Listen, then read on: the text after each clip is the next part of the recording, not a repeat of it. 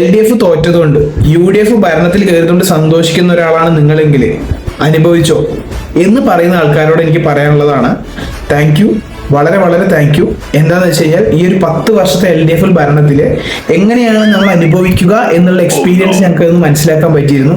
Current ബില്ലാണെങ്കിലും tax ആണെങ്കിലും water ബില്ലാണെങ്കിലും അങ്ങനത്തെ ഒരുപാട് കാര്യങ്ങൾ എങ്ങനെയൊക്കെ നമുക്ക് തരണം ചെയ്യാം, അനുഭവിക്കാം എന്ന് നമുക്ക് നല്ല രീതിയിൽ മനസ്സിലായിട്ടായിരുന്നു. ഇനിയിപ്പം UDF വരുമ്പോൾ ഇവിടുന്ന് കുറച്ചും കൂടി റേസ് ഉണ്ടാവും, ഒരു 5 കൊല്ലമല്ലേ, അത് കഴിഞ്ഞാൽ വീണ്ടും ഭരണം മാറും. സോ 5 കൊല്ലം ഈ ഒരു എക്സ്പീരിയൻസ്, നമുക്ക് ഈ 10 കൊല്ലത്തിൽ നിന്ന് കിട്ടിയ എക്സ്പീരിയൻസ് വലിയൊരു മുതൽക്കൂട്ടാണ്. സോ ആ ഒരു എക്സ്പീരിയൻസിൽ നിന്ന് കുറേ പാഠങ്ങൾ പഠിച്ച് ഈ ഒരു 5 വർഷം കൂടി ഞങ്ങൾ അനുഭവിക്കാൻ റെഡിയാണ്. ഇപ്പം നിങ്ങൾ മനസ്സിലാക്കേണ്ടത്, നല്ല വെടുപ്പായിട്ട് നിങ്ങൾ തോറ്റിട്ടുണ്ട്. തോക്കാനുള്ള കാരണം വോട്ട് മാറ്റി കുത്തിയതാണ്. ആര് മാറ്റി കുത്തി? ജനങ്ങൾ. എന്തിന് കുത്തി?